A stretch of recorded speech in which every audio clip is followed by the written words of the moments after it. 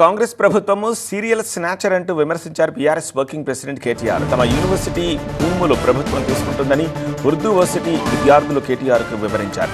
ఈ సందర్భంగా మాట్లాడిన కేటీఆర్ ప్రభుత్వం యూనివర్సిటీ భూములను చెరబడుతోందని, రియల్ ఎస్టేట్ బ్రోకర్ లాగా ప్రభుత్వం వ్యవహారం ఉంది అని విమర్శించారు. ఉర్దూ యూనివర్సిటీ భూములను కాపాడుకుంటామని చెప్పారు. ఆ విశ్వవిద్యాలయాలకు ఇచ్చిన భూములను తిరిగి వెనక్కి తీసుకుందామనే ప్రయత్నం ఏదైతే ప్రభుత్వం చేస్తున్నదో ఇది నిజంగా కూడా తీవ్రంగా గర్హించదగ్గది, తీవ్రంగా వ్యతిరేకించదగ్గది. ఇంకోటి మనం చూస్తూ ఉంటాం సినిమాల్లో, టీవీల్లో సీరియల్ కిల్లర్లను చూస్తుంటాం. అట్లాగే ఈ కాంగ్రెస్ ప్రభుత్వం ఎట్లా ఉందంటే సీరియల్ స్నాచర్ వీళ్ళు. ఇది మొదటిది కాదు, ప్రభుత్వ భూమి వీళ్ళు లాక్కునే ప్రయత్నం చేస్తున్నది. మీకు గుర్తుండాలి, ప్రొఫెసర్ జయశంకర్ గారి పేరు మీద ఉన్న వ్యవసాయ విశ్వవిద్యాలయం నుంచి 100 ఎకరాల స్థలాన్ని తీసుకున్నారు. అక్కడ విద్యార్థులు మొత్తం పోరాటం చేసినా, ఆందోళన చేసినా, వారి ఉద్యమాన్ని అణిచివేసి 100 ఎకరాలు తీసుకొని అక్కడ హైకోర్టు కడతామని చెప్పి ప్రభుత్వం వారు ఆనాడు కూడా స్వాధీనం చేసుకున్నారు. రాష్ట్రంలో భూమి లేదన్నట్టు విశ్వవిద్యాలయం మీద పడి ఆ ల్యాండ్ గుంజుకున్నారు.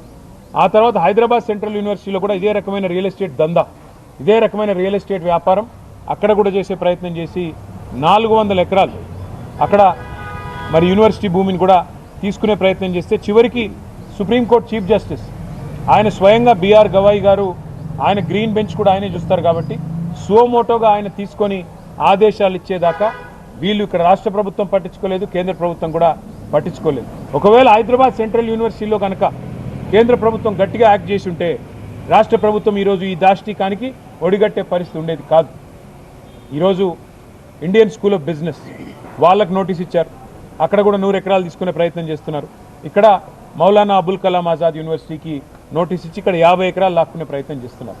ఇది ఒక రియల్ ఎస్టేట్ బ్రోకర్ వ్యవహారం మాదిరిగా ఈ ప్రభుత్వం పనితీరున్నది తప్ప విద్యా సంస్థల్ని, విశ్వవిద్యాలయాల్ని ముందుకు తీసుకుపోవాలన్న సోయి కానీ ఇంగితం కానీ లేదు.